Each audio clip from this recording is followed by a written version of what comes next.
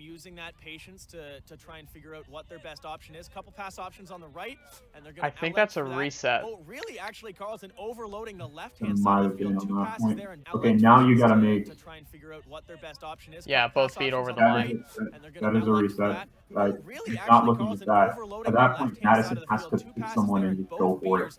They're sort Give of doing West a a bit of lopsided plays. space. We see now That's a what play happens if there's you the cross don't. pass. That's what you want to look for when they overload that side. You got to make the first Doesn't move. quite find the hands of the receiver. Yeah. He's gonna get picked up Now it looks like they, like what we were talking about before. We had the ball, our beater who had ball possession on the side of the sweep, or it looks like they're both sort of sweeping at this point. Actually, They're both just like pressuring up really high. Right. So, where are your other chasers? I'm imagining there could be a chaser like on, like farther up deep. So there's a pass because right now I'm seeing like 5 players from Montreal, all within like the second quarter of the field. There's a lot of empty space like all over the place. And right now I'm just seeing. I don't know what these 2 shadows are on the left. That could be like a ref. I don't know. Probably a ref. But I think it is a ref. Emily has. No, that's Haley. Haley has the idea to spread them out a bit more. This is a penalty kill, so one of our chasers. Stall time. Yeah. I forgot. So there's Seba, like one of our chasers here, and Yap over here. Yeah. So the cut. There's the cross pass. That's what you want to look for when they overload that. That's a smart play by Wes. Just dump it as far as you can. Still, at that point, again, I'm looking at that as not a penalty kill. Madison and Miro should have made the first move on that, because at that point you're letting Montreal dictate the play, and then they can still have BS and not have an easy go for that. You had both of you beaters right there. You had a choice: take one, beat one, give West a little bit more space to stall more time, and you could even get BS back at that point. Who knows? Pass right over the head, looked like a little. But in that type of, you can't play passively at that point when they're running a high pressure defense on your penalty kill. You need to make the first moves in order to create space for your quaffle carrier. To be able to stall a bit more. Yeah, I would also want chasers to be more upfront, because the thing is on a penalty kill, like, you're not necessarily looking for the goal at that instance. You're trying to waste time. You're trying to get as many. You want to limit the amount of ball possessions that Montreal will have. So you don't. So I would say. So even then, I would say like split up the chasers a bit more, so you can make a pass so that their beaters are running around and their chaser has to force like the coverage on that, because at that point, all of Montreal, apart from the keeper, were like congregated around like Wes and the 2 beaters. Yeah. So like right here, I would have had somebody like right here. Yeah. Give a pass back, force like 15 to run back, and then if they try to make a beat, then you can still get like a pass back or something. Yeah. Like it's just like stall them more time on that point. Like Seba, I think, is behind like the mesh of people, but Seba can probably be playing a little bit more farther, give more time for the beat on that, because then 66 has to turn around, try to make a beat on Seba. If they miss, then stall more time, or you can get an opportunity to score. If they come towards you and you know you're going to beat, then you can dump it off further, and there you wasted like 3 or 4 more seconds. Exactly. But right now it's just like Wes is left to die. Yep. And with the turnaround here, He's going to realize there might be a bit of an opening here. Peter taps out Seba. Smart play. Just give more space if you can. 7 should have probably cut inside. Yeah, if seen that Seba was beat out there, should have cut in here, because he's running straight into Max here. Max was over here, so if he did cut inside, but the thing is that with you also have to play to the type of player that you're charging against. With his momentum, if you bring his momentum this way, a cut to the right, like a shortcut. Yeah, like, because his momentum's taking him so farther that way. You have to get him on his off guard. Probably Max could probably lead the player a bit more, so he's not cutting off where he could be, but just like force him to slow down and like cutting off at that point because that's leaving an entire right side to 7 to cut in and get an easy shot. Side of the But field. fortunately, Gonna run into some resistance and a pass right over the head. Looked like a little bit of fear in that one. Not smart from Montreal right there. Flamingo, so Flamingos To kind of reset it. Back it up and pause it. Like play. Resistance and a pass right over the head. Pause right here. See what Pink Beater behind the ref is doing. Is guarding the Quaffle so that no one from Carleton can pick it up. Right. So, yeah. So and this gives, without, I think this is a really good, it's very simple, but basic, like kind of almost like mind game, because your initial instance is like ball on the ground, as a chaser or keeper myself, it's just like ball on the ground, everybody's here, I can take it and run with it, right? Yeah, I usually stand like in front of it. Yeah. And then like even beaters have a little bit more difficult time to try to get to that. And then you have like your chaser come around, pick up the ball, and then you're in front to keep the attack going. Yep. Well, it gives your team time to reset your offense. While, because again, as a chaser, I would be so focused on like for a split second, I'd be like, okay, I'm going to grab it, and it's like, oh crap, there's a beater there, and then by that point, the offense for the Flamingos would already be up, and I would be out of position. Yeah. For the reset of defense. Mm-hmm. Very basic, but it's basic, but it's stuff that it's those small things that once you start building up the small basic stuff, that's when you start to really become like consistent. Yep. And it's the little things that can make a huge difference on that. Which you're really good at consistency, right, Shaggy? Apparently. Like a little bit of fear in that one, but it is going to find another Flamingo, so Flamingos will retain possession in the name of number 99. Good for Madison, looking to make something happen. Not many options open. There's one player open Miro on the right, just but looks like number 99 is just going to let go a bit of a drive, and it's going to get smacked down. So at that point, Madison needs to pass it to Miro. Actually, there you go. On Carleton. So that was good. That was good by Madison. Yeah. And then that was a quick beat by Miro. We have a two-person sub on the Carleton side, with two new chasers coming on in, number 14 and number 79. Let's see what they can do. Probably somewhere, I don't know. Let's just continue this. There's a lot of stoppages in this game. There's a lot of stoppages in Quidditch. That is a blue card for number 2 on the Flamingos. Yellow card. Everything is the same. Number 2 on the Flamingos. Is a blue card. I think it's probably just the wrap on Madison. Carrying a ball off. He kept going with the tackle. He carried a ball off pitch. Similar to yellow card. What? Everything is the same off of the pitch. Yeah, he carried a ball off the pitch. That's why he got the blue card for. Yellow card. Okay. Everything is the same except that a blue card doesn't stack. You can get as many blue cards as you like. Basic tip: don't do that. You'll get a blue card, as number 2 learned here. In theory, you will never end up. So at that point, you have that. I'm guessing Madison got the other ball because of the defensive penalty. At that point, just beat out people, whoever's in front of Wes.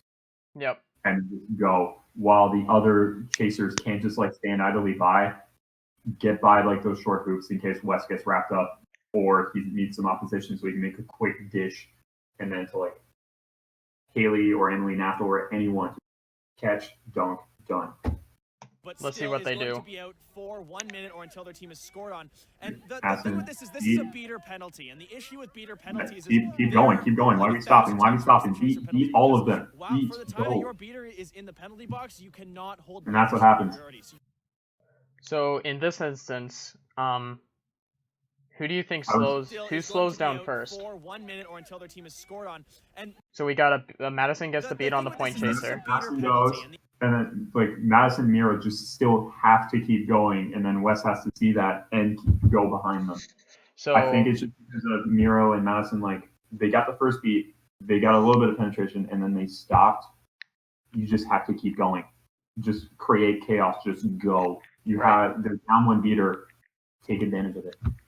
issue with beater Right. penalties is they're like 1,000 times worse than chaser penalties because for the time that your beater is in the penalty box, you cannot hold bludger superiority. So you're guaranteed to lose. Especially if they start like all congregating penalty, and then you have to worry about getting it drive back that even in. when you are back at full strength. So an unfortunate. So I think it's like a beater. Especially in such a close. You have to take the initiative to keep going. But one that clearly they have seemed to have. I think it's just not being aggressive enough on the beating play right there. Yeah. Flamingos able to break down that Carleton offense and now looking to return. Again, I know more beating stuff. I don't know chasing stuff. Yeah, so in that instance, as a chaser or as a keeper, I would be waiting on my beaters because the thing is like you had the number 15 beater who in this chance of game has been amazing. You know, he's been a game changer. Him and number 66 and I think number 2 have been game changers. I was at that point just beat out the chaser that's right in front of your quaffle carrier, in this case Wes, and then Wes will have some momentum. And once Wes has momentum, or any of the keepers, it'd be harder for people to stop them. The only person that can stop after that is their beater. So once you make the first beat, you can't settle. Keep going. Yeah, and especially since they don't have that second beater, who can't retrieve the second bludger. You can't lose BS on this play. So you just keep going at that point. Like, make the beat, and if you miss or they block it, they're focused on you and not keeper or your ball carrier driving it down their throat. Right. Just you really just like push it in, and now they're gonna. So at this point, there's a little bit of a break there. There's no beat. Madison just missed. At that point, Miro really has to come around and not prevent them from having the ball. Although the goal was not. I think that is still a great effort. Okay. I want to point out this is a very low-scoring Quidditch game. So now, only at 30 to 40, go get that other bludger. Minutes. This is you know, a testament beat to out 15. Beat out 15. Madison, you got to go for the other. And it's making for a very good Quidditch. Oh wait, what? Oh, that penalty's over. Okay, never mind. So you see now on the left-hand side of the field, a little bit of action. Yeah, Miro has to go. Like, looks like Madison has Miro number 2 wrapped up. That's good. Get that other person now. Take him out of the. Take him out. At least you get BS back. Wes can drive up more towards the side that Madison was, and not straight into the pink yellow bludger having beater. It gives Wes a little bit more time, and then you can drive a bit more. Right. Opening by But messing up the flow of the. He's got the beat on that. He did get the beat on that. But it's going to be an interception. Now you got to throw one back to Madison immediately. Potentially right there. And then you can grab the red one. That throw has to. That's what you do that. Lost BS. Manages to get through it and goes for another 10 points up for the Flamingos. Flamingos now pulling ahead a little bit more. Full team substitution. I don't want to be harsh to Miro. I don't want to sound like completely harsh on that. No, it's okay. Miro has gotten a lot better since this game. Is this a rookie year or? This is his rookie year. Yeah. Okay, that explains everything. Yeah. Yeah, it's his rookie year. He just grows a beard very easily. That's why he looks so much older. I can't see because of the quality of film, but. Yeah. Which would put them in overtime range. So now we got the Lex and Andre, which is the starting beater. After Heather and Andre, it was the substitution to Lex and Andre. So basically what we started with. They isolate this guy, and then they can get BS off of them. While Cody, I think, who has the ball? Where is it? I think Cody has the ball. Yeah, Cody has the quaffle. Yeah, has space to not deal with 15 because look at the Montreal beater. Like, he's alone. Take advantage of that.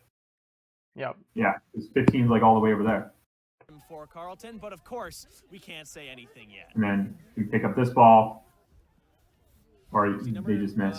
I'm not sure the number. Andre can get the ball here. And doesn't quite find the hoop. Oh, stream skip. That, into the hands of numbers go back. Yep. The hoop. So Andre's going for the ball, and then it looks like number 15. Immunity. Yeah, needs to call immunity sooner because that could be iffy because if you don't put it soon enough, if the ball has already let go, it doesn't matter if this See number. I'm not sure. Because that could be like deceptive fisting, like not deceptive fisting, but if you get pretty close to like false claim of immunity, or just like you're still beat because the throw was made before you were able to raise your fist up. Right. Now coming up, looking to make a play. So.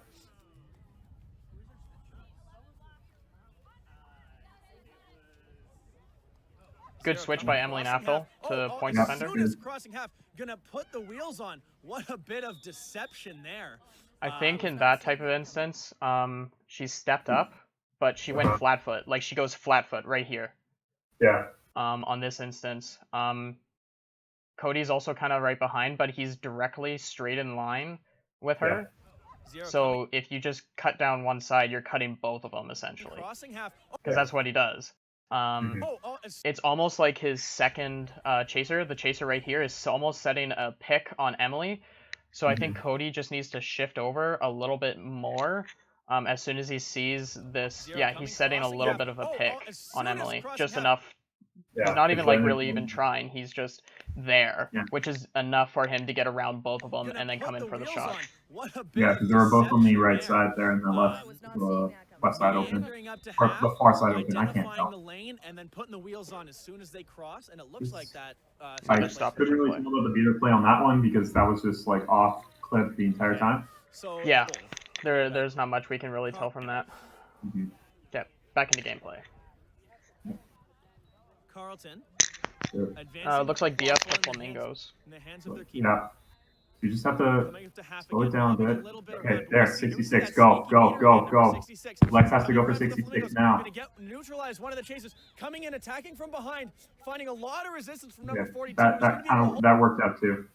Hold them off just long enough for a play to be made, a couple of passes. And I think we retained. Yeah, we got BS off of that. Well, that worked out too. Like at that point, that can also work. Usually, I think I'm a little bit more conservative when it comes to like, okay, the one person's like completely alone on the deep side, you can kind of get on that person, but then it leaves like the other side open. But I think Lex did something better, which was just like they only have one beater. Go after that one beater, and that leaves Cody able to drive up right behind. Right. Holding off number 66 on the Flamingos. It can be a little bit dangerous because you could miss, but if you can be confident in your shot, then you can then take the fucking shot. Right. This is Lex's first year as well. This is her rookie year. Little bit of action right in the center of the field. Yes, Heather Jeans. Some very defensive Heather Jeans, yeah. Yeah. So right now they're trying to isolate Lex right now. Okay, that's good. Just get them out of the way. Yeah. Take advantage of the fact that they're not actually looking. She got the double beat on both of them. Yeah. However, the quaffle is on its way to then Andre has to come up and get that beat on that person. But that pass gets blocked by the keeper. That was an amazing I'm glad that Max made that save. That person should not have been open. The pass itself was beautiful, beautifully sent, beautifully so it looks like an Andre. By the keeper. Run. No leaders. Run. Stuffed by the keeper in a very, very quick moment. Who then seemed to identify Andre and Lex went for the substitution. All the way home to put another, but since there was no beaters, it was just like that. Yeah, we're tied that's up fine. Yeah. I feel like then they didn't really stay long. I feel they probably could have stayed a bit longer, but again, it's going to be coming in. I can get all the time. 14:46. Okay, yeah, give them a shift. Yep. So it's Heather and Miro on the line now. Right here, beat him on the back, or to the ground by a tackler. That's number 4 on back up. Yep. Back up a bit more. Okay. So no, 5 seconds forward. Minute mark. We're getting very close, and I think we're getting to the point where we're going to have to start thinking. So pause right there. Right there. You see how his arm is free? Swing it over, right over his back. And there's no way they can stop that. Yeah, like, you could easily make the beat on that person. Like, yeah, because like you see, yeah, a little bit forward. Pause. Again, I think your broom is off, but you see how their entire back is exposed, so you can just like swing your right arm right over the back, drop the ball, pick it back up. and that's an easy beat, and you still have the ball like rebound control right in your hands. Yeah, it looks like they call. I think the refs call the off broom here. The ref called the off broom, but that wouldn't have happened if they would have made that call. If Miro would have gotten just like would have made that beat like instant. Don't let them play around. Like if you feel wrapped up, just take them out of the play right then. Right. But her resistance now You going don't to be need taken to to the take any of ground. their shit. Just make that beat. Now, in this instance, I want to get your thoughts, because this is why I brought you on, because I have no idea. I don't really know beater things. I like to score points and tackle people. That's really what I do. In this instance, should Heather make the beat on 66 and protect that, and then throw a ball back for Miro, and then collect this red ball? You have to be aware where the quaffle is at that point. Right now, I think the keeper is starting to drive, so you need to stop that. Quite a bit her Or wait. He's the got ball tackled. is right there? Yeah. If the ball is right there, I would just throw the ball that you currently have back to hoops so Miro can pick that up. Pick up the ball that's right at your feet, and then you can still go for the and still, and can If continue going for the drive. If the ball is that close to you, you could do that. But what Heather did was the second option I was going to say was you need to stop the driving, because I think keeper was starting to drive. That's number 4 on Carleton. I think specifically because of that case where the ball was like basically right at her feet, you could probably have time to make a quick beat on the other beater's leg or something and pick up the other ball that's up at the feet. And then you still have time to stop the drive. But generally that's not going to happen. So generally focus on that keeper drive. Fantastic. Right. Now, it is a bit different, because in this particular case, keeper was starting to drive up. If the keeper's still like all the way in the back and just time, like they're not really moving up with the quaffle, take advantage of that time, and then you can make that extra beat to keep the S. Right. But if they're starting to drive up, if they can score, they're the most dangerous person on. Going to end up number 0 is That going to makes get any up sense. and run forward and score, and that's an interesting. Again, I don't really blame Heather on that. Sport, because the onus on the tackle. Heather came around to try to stop the drive. There's no requirement for that player to get rid of the ball. You think of football where the whole play stops, or rugby where a tackled player must present the ball to their team. Has and time. A ruck will Do form. that. In Quidditch, if you are tackled and no one pressures you while you're on the ground, you can get back up and keep running. Which is why we don't necessarily see a lot of tackles being brought to the ground in Quidditch, because it doesn't have the same kind of weight that it does. Corey's smart by keeping it down that side. Tackling is more of a tool for people to use. Just to unlucky with the mission. Beater to come in or try and force a Miro, go back a bit. Yep. Okay, a little bit more.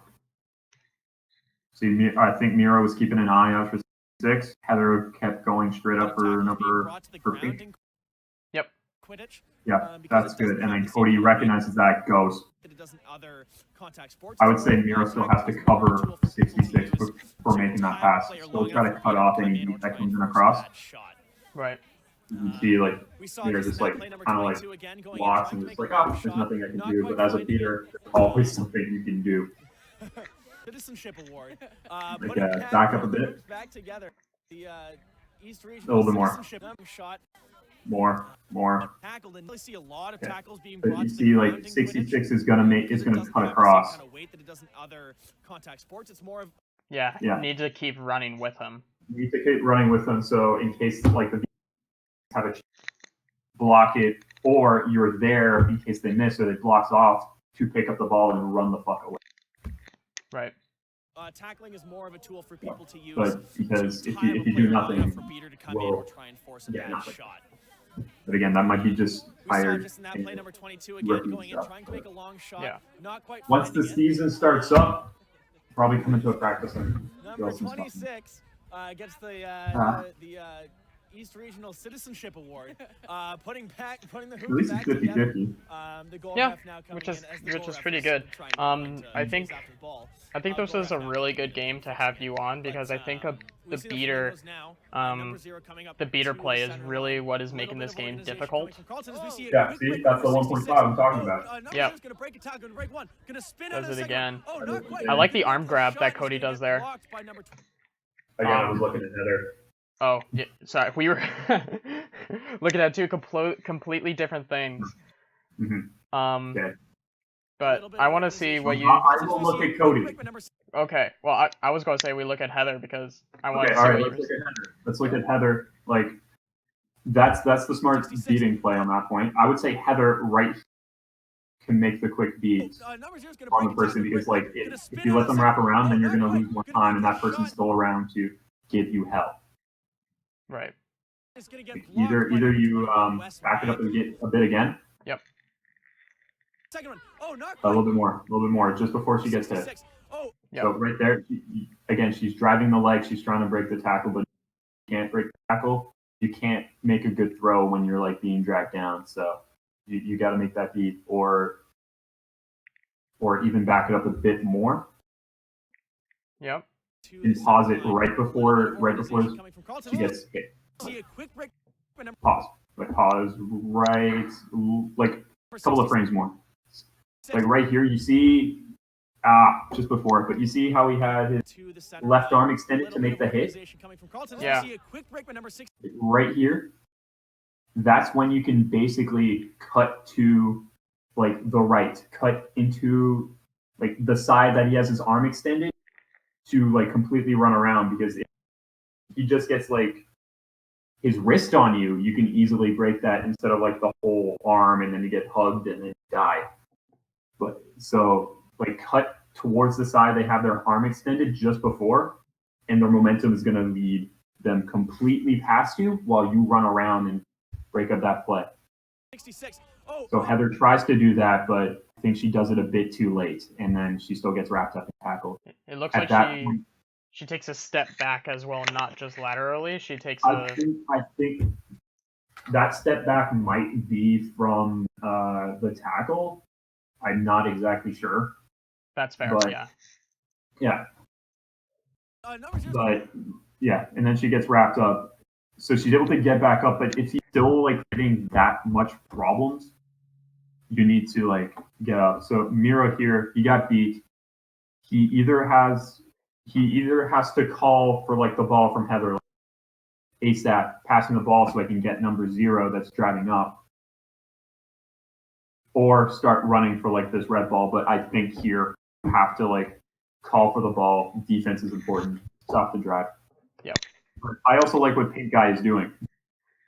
Staying like, back just, and look at the play. Don't just, like, run away and, like, do that. Keep looking at the play. See if you need help. You have another ball there.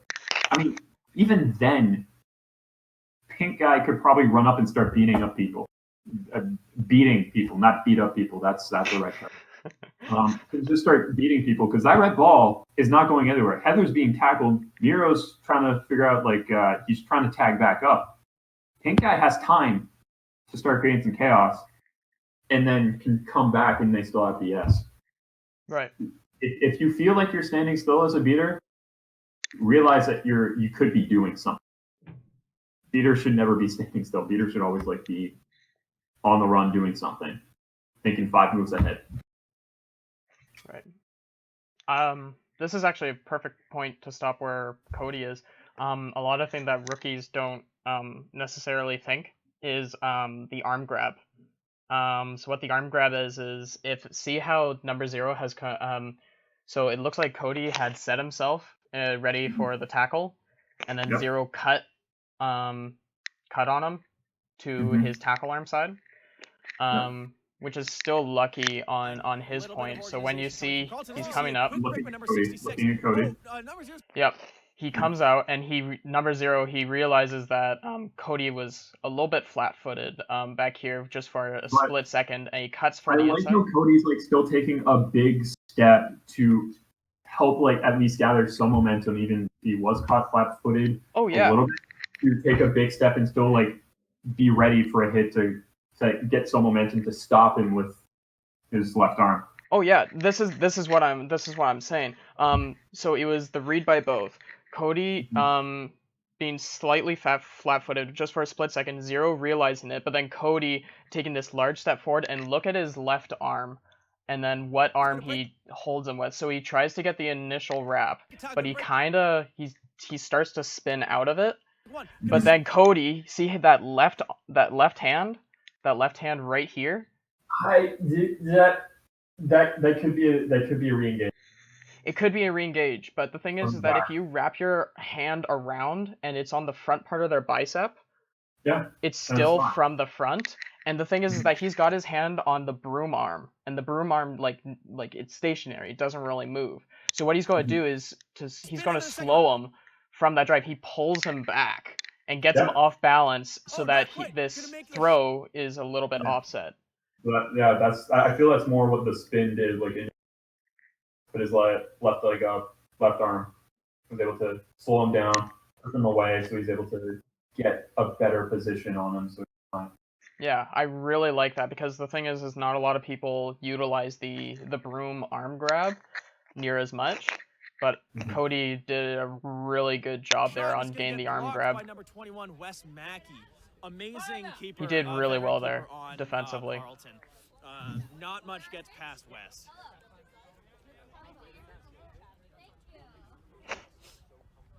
Carleton keeper number 24 is currently in possession. Give Wes something. Okay, yeah. Both pushing towards the same person. Good. Good. I feel that's a misty. That's a good pass. That was a really good pass and a really good cut by Lucas. Yeah. Okay, so he still has the ball. I think Wes got beat. Yeah, Here, I think he's trying to save time. That's it. But they double back. I feel like initially there, like go back. Yep. Up to the field. Wes, I'm assuming, got beat. I think Heather got beat. Sibu can still, like, Miro can still probably hold the ball here. Back. Like, he threw it back to Heather. But at the point where he threw it back, Carleton still had the quaffle. I believe. The Ravens hoping to make a Let's little see. drive up to the Yep, field. yeah. Yep. Yeah. So you could still, like, come in and have, like, a little bit. You could probably start even, like, 20, like the chaser that's right next to Miro right here. Because the other beaters are not paying attention to Miro whatsoever. Yeah. Yep. Like, could have done a tap beat there. And then if Lucas came in for the drive here, there would have been no chaser there. Yeah. Because of that, there's like basically passing into no man's land and start driving. That's just a good dodge. That was an amazing jump. Like, that was a poster. Like, that's poster. That was incredible. So what we saw there was some good, no beats were made by the Flamingos. All that they needed to do was threaten a beat to at that point, Wes has to cover too much. Like, he's just like, he's all alone and can't guard with all three.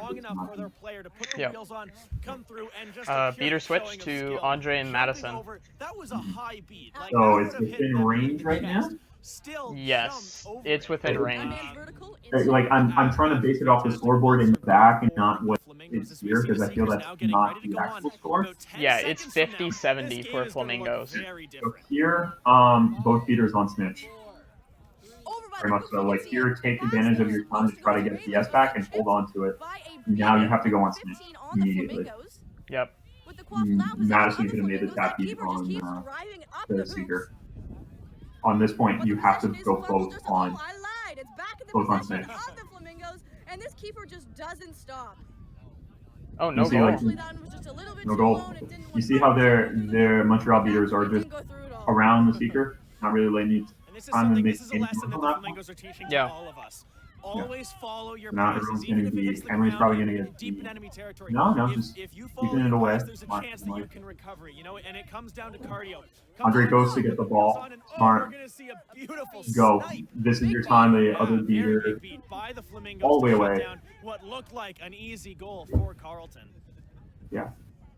that's the thing. Like right now, you guys are playing 1-1. I don't understand why you're playing 1-1 because it doesn't matter. If they get another goal and you catch, they go to overtime. Then you can still have a chance to win. But right now, you have a chance to win yourself, not the overtime. Carleton end, who's just driving those balls. Finds the hands of the receiver behind the hoops. Going to be good goal by the female chaser there. Now I believe that's. That there good goal there. It's 50 to 80. I don't know who that is. It's a 30-goal differential or a 30-point differential. Because she had Wes and Emily, one of our rookies on her. Carleton, best case scenario. Well, I mean not best case scenario, but right now the goal for them that's a smart and then pull out there, like the beater. Yeah. Because go back. Yep. Like the early pressure because the switch to the chaser and then the early pressure and there's no beaters here to protect it. Mm-hmm.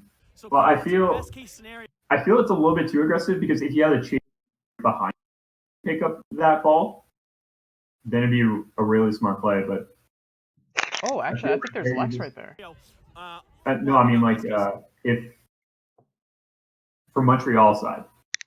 Okay. If Montreal had a chaser behind the beater to come in and grab the ball that just got beat out, that's another goal, and that puts them out of range. Right. The beater taking advantage of the time that being unoccupied. Instead of just saying buy the seeker and doing nothing because there was no pressure on that, the fact that you are doing something. Those long range beats coming up from the Flamingos. So now we're again within range, within 20. Really good beats from the Flamingos here, and we're gonna have a double whistle on the play now. A little bit on a little. And yeah, but it is interesting because usually it's still within range. A lot more physical. Yeah. That's the big thing right now. If it's within range, beaters should not be worried about the quaffle. Right. Because you could win the game, get 3 points, win the game, and be done. Instead, you're taking one of your resources away from and putting it in somewhere that's less valuable in the game. If that makes any sense. Yeah, that makes a lot of sense. And since it's not like MLQ where that's do you have a set score? Yeah, where the chaser play still matters after snitch catch. Here it's just 30 points and the game is over. Exactly. A snitch catch wins it, go for the win. Exactly. Have to devote a certain amount of energy to. I think there's an injury here. Has been anybody else could add back then. Always important to limber up, especially as a snitch. And play has resumed. Now both on seeker. Both on seeker. Come on. Where's that sneaky ball?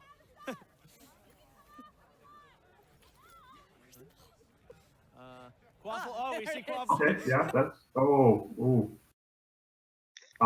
go back. Is that Lex? Yeah, this is Lex. Okay, Lex, I think she just runs by their seeker. Quaffle. We see Quaffle. Yeah. Yeah, you should have just beat out their seeker. Yeah, and then you can come around.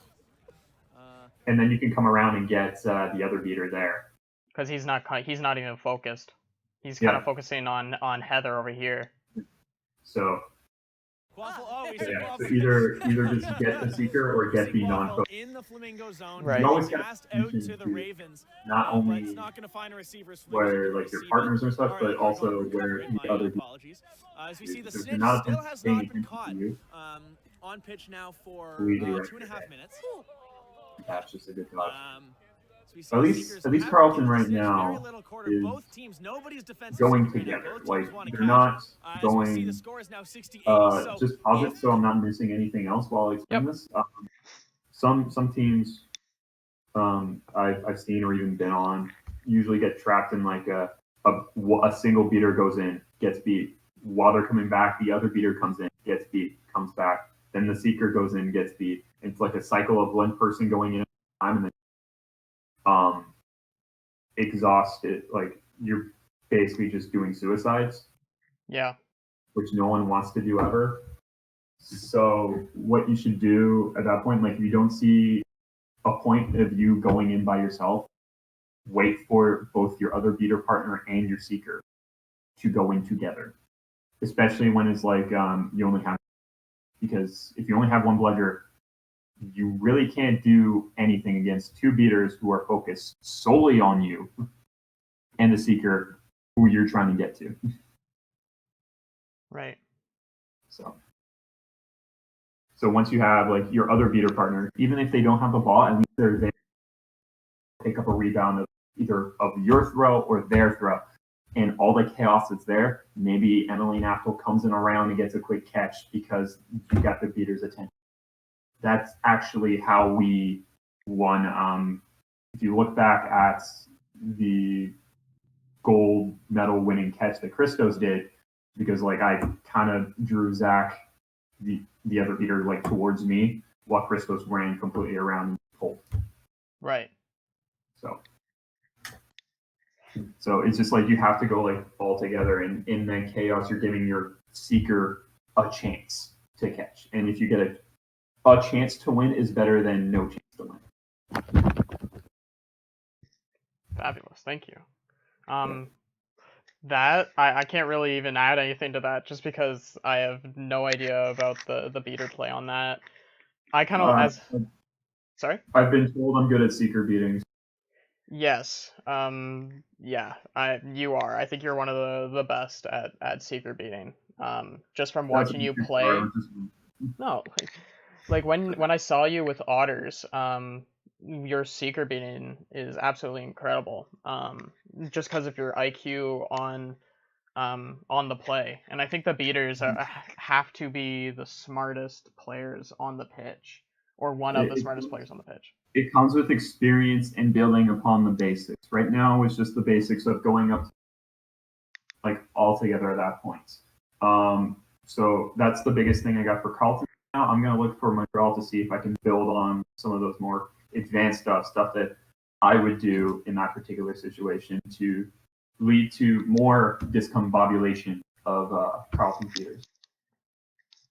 Because the more you make the other team disorganized, the more time that you have, right? Which is always the best. And in Quidditch, like it's fractions of a second can either give you that cut or that pass, or to set up an offense to get you that goal, or like you said, like in your gold match, that split second gave you the win, gave you the championship. Yeah. And it's little by little, the beaters give you those millisecond chances. Yeah, because if you look again at that gold medal match, Guelph had us the entire time, but all we needed was like one chance and got that. Were you guys behind? But within. No, we were up by 30. Then they caught to make it to overtime, like 10 or 20 in overtime. But still, you do not want to let like Jeremy or any seekers get close to the snitch, because they're really good. And I'm not just saying that for Guelph. You just don't let the other seeker have their time, because you never know. Right. All right. Let's continue on with seeker play here. 60-80. So if Carleton catches, they do win the game. They are in that range now. Okay.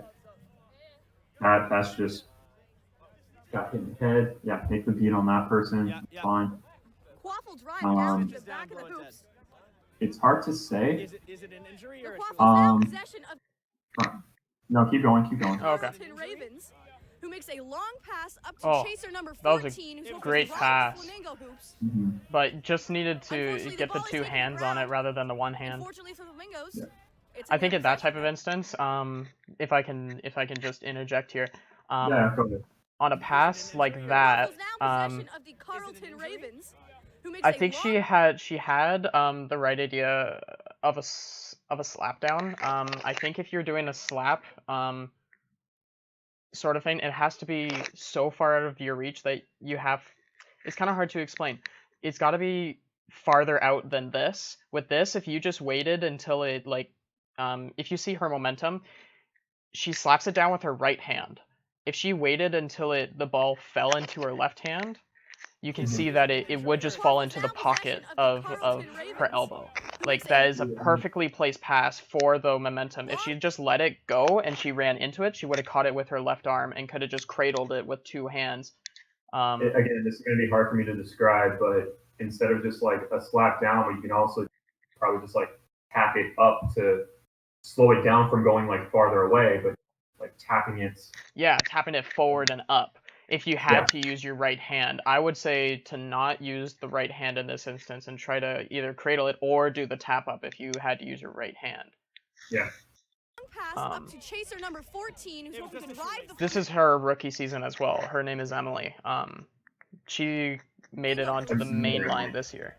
Unfortunately, the ball is taken to ground. Come on. Unfortunately for the Flamingos, it's in their possession. A big beat. See, like that point, Heather or Lex just get speed. See, just keep moving forward. Take advantage of your time. And that is a stoppage of play. Probably because tying shoes, move it forward. Okay. And I would also like to note that none of the beaters seem to be going. Looks like a block by Heather. Yep. Yep. Then see that right there. Go back. Yep. What? Forward again. Phoenix. Oh, it's Phoenix. That's pink. Okay. Back it up. But look at 15, pink toque. And what he does to Madison, that's what I was describing the entire time. Wrap your arm around and tap it in the back. Don't have to play with the whole wrap up. Yep. Tap it in the back, your beat, then you can go. So, okay, now there's discombobulation. I would actually, Phoenix is going for their seeker. Yep. Good. Other beater could probably cause a little bit more chaos on that. Keep it going. Play it a bit. We see a little bit from the Flamingos here. Play it a bit, and then 66 right here. Don't care for the goal on that point.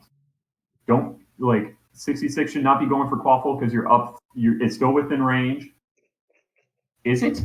I can't tell. It's 60 to 80. Yeah, 60 to 80 on the Guelph. It's within range. Do not care for that. 66 as like an advanced thing to discombobulate a bit more is probably guard the other ball. Like not guarding in a way of like a third of 3 bludger manipulation thing. Yeah. But just keep an eye on it so they can't just like pick up the ball and run up to the seeker. They have to throw it back and waste even more time. Right. So like you're still keeping an eye on that ball. So if they get up and running towards, you can beat them out instantly. And then they have to run back all the way to their hoops and all the way back to try to get that bludger and just wasting more time for them, giving more time for your seeker. Have been doing quite a bit of Hopefully what I'm saying makes sense. I think it makes sense to a beater. Okay. Yeah. Keep it playing. We're gonna see a quick.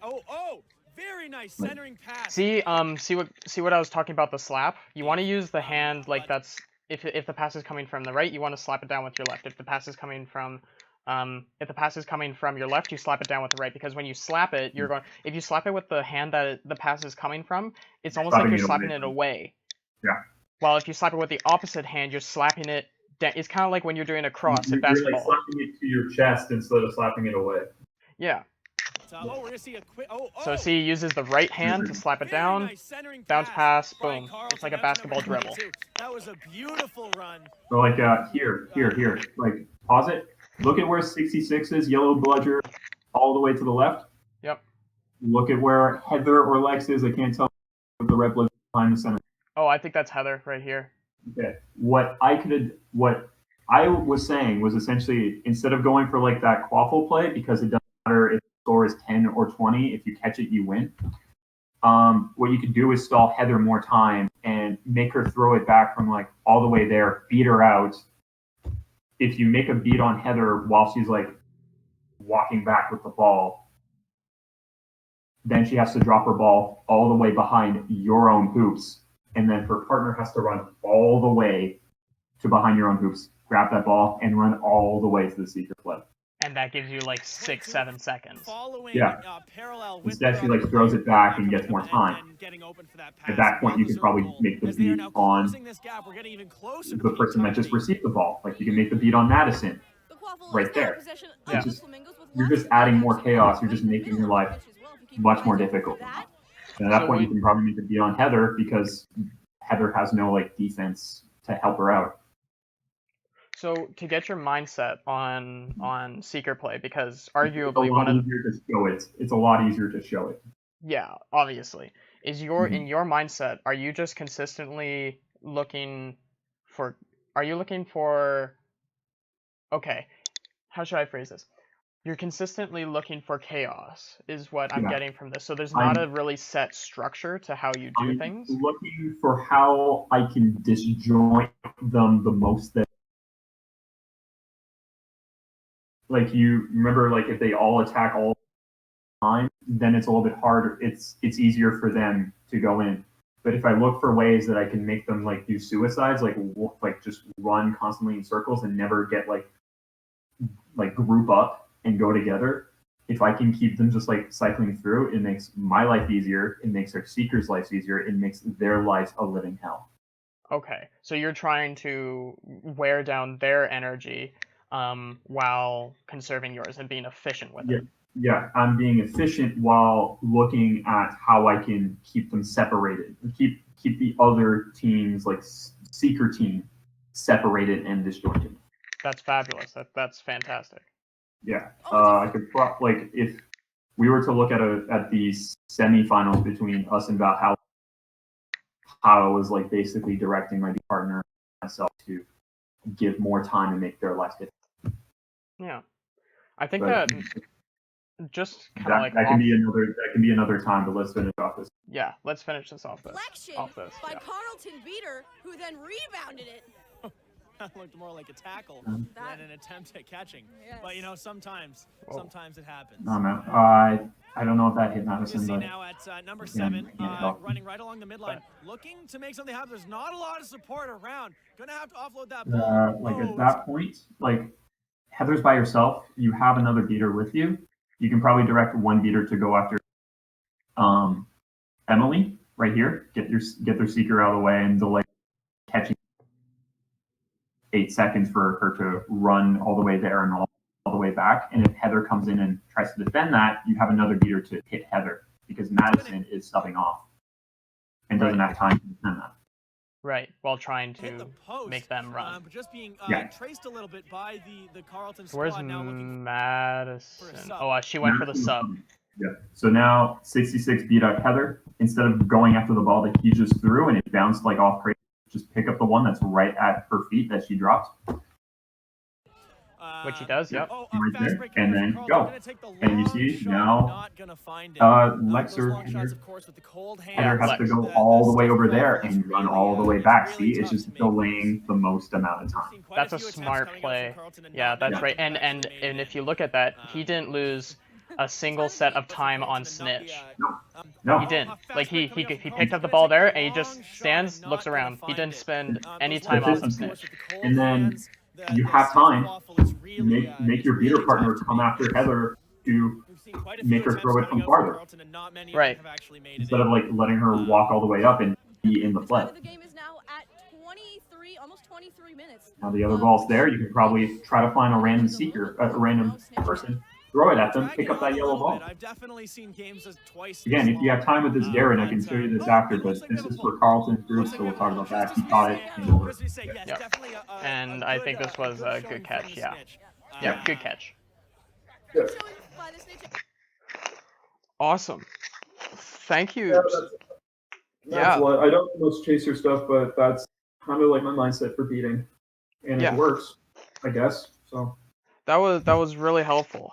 Thank you very much. I just wanted to bring in somebody like a veteran of the to really kind of analyze these situations, and especially a game where beating was a huge part in the game, and the difference in between Flamingos and Carleton. Even though it was a close game, the beating really was the difference. And thank you for analyzing this with me. No problem. No problem. It's just having that aggression and knowing how to deal with it's. Yeah, and also it comes in with experience. You have Fiddix, you have Louis Shaw, which is number 66.